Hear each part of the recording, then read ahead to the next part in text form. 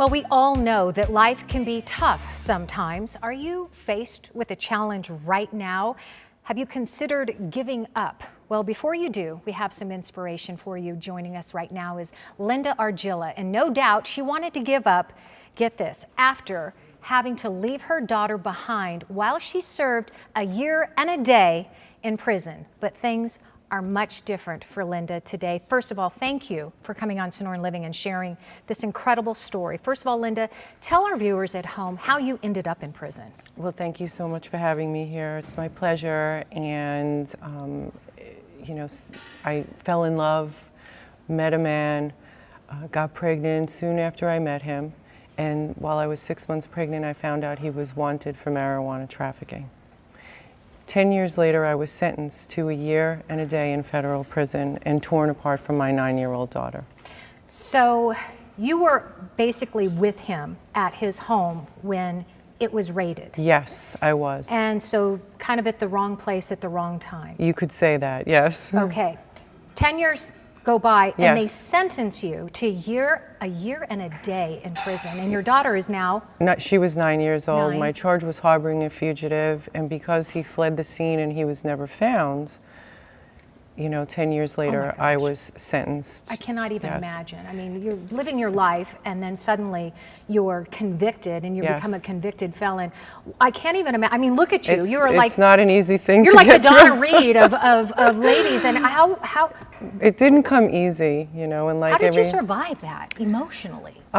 It took a lot of hard work, resilience, building resilience, and you know, ironically enough, while I was in prison and I had lost my appeal and then I knew I wasn't getting back to my daughter, I pretty much hit rock bottom, and I realized that I had to figure out a way to make the experience have a purpose, that it would serve a purpose to inspire others to overcome challenges. Yes. And from that moment on, I was able to come up with a regimen in prison that helped me get into the best physical, emotional, and spiritual shape of my life.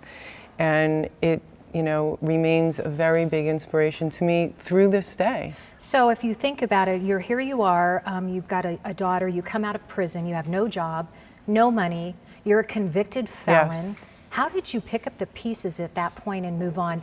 A lot of people really couldn't have handled that.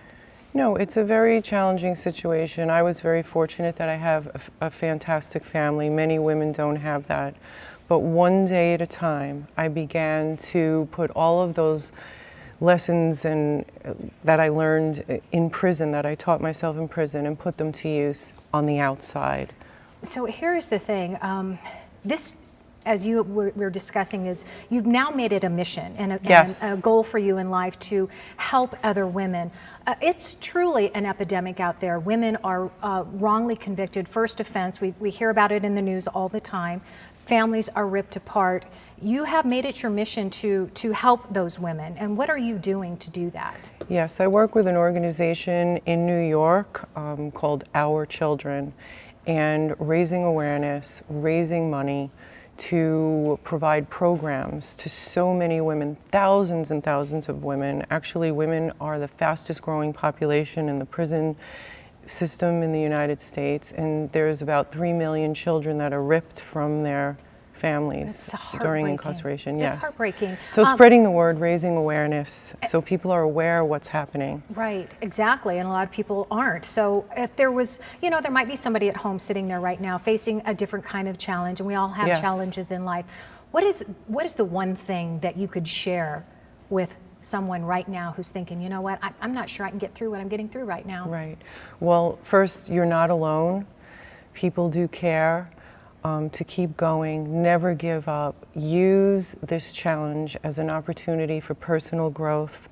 Reach out to people and just, you know, keep going. Mm-hmm. And one day at a time. Yeah. And eventually it will get better.